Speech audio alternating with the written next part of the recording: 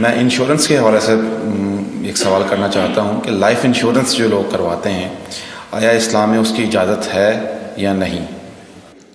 اصل میں یہاں اس کو کہوں گا آپ سے کہ ایک تو ہمارے ہاں جو اس وقت انشورنس کا نظام ہے وہ لازماً گتھا ہوا ہے سود کے ساتھ، لہذا اس شکل میں جو اس وقت انشورنس ہو رہی ہے وہ تو حرام ہے، اس کے حرام ہونے میں کوئی شک نہیں ہے۔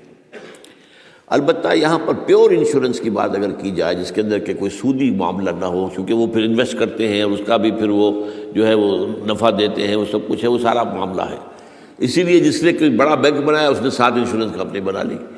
حبیب بینک بن گیا، حبیب انشورنس کمپنی بن گئی، وغیرہ وغیرہ۔ آدم جی بینک تھا، آدم جی انشورنس بن گئی۔ البتہ یہ ہے کہ جہاں تک ایک مثلاً یہ کہ ایک انشورنس اس طرح کی ہے کہ چند تاجر جو ہے وہ بیٹھ کر طے کر لیتے ہیں کہ بھائی ہم اتنا ماہانہ ہم سب جمع کریں گے تاکہ ہم میں سے اگر کسی کو بڑا لاس ایک دم ہو جائے تو ہم اس کو کمپنسیٹ کر کے اپنے پاؤں پہ کھڑا کر دیں، تو اس کو کوئی حرام نہیں کہہ سکتا، جائز ہے۔ یہ تو ایک کوآپریشن ہے، کوآپریٹیو ایک آپ نے بنا لی ہے، اس کوآپریشن کے حوالے سے اس کو کون حرام کہے گا؟ یہ لائف انشورنس کا معاملہ جو ہے اس میں آ جاتا ہے ایک چانس اس نوعیت کا کہ آپ نے انشورنس کرائی ہے، 10 لاکھ کی انشورنس لی ہے، آپ نے ابھی 2-3 پریمیمز ان کے دیے ہیں کہ آپ کا حادثہ کے اندر انتقال ہو گیا، اب اتنے پیسے آپ کو مل جائیں گے، یہ آپ نے how did you earn it? تو شریعت کے جو بھی جائز ذرائع ہیں ارننگ کے ان میں کسی میں یہ فال نہیں کرتا۔ یہ تو چانس کی بات ہو گئی، جیسے جوئے کے اندر چانس ہوتا ہے،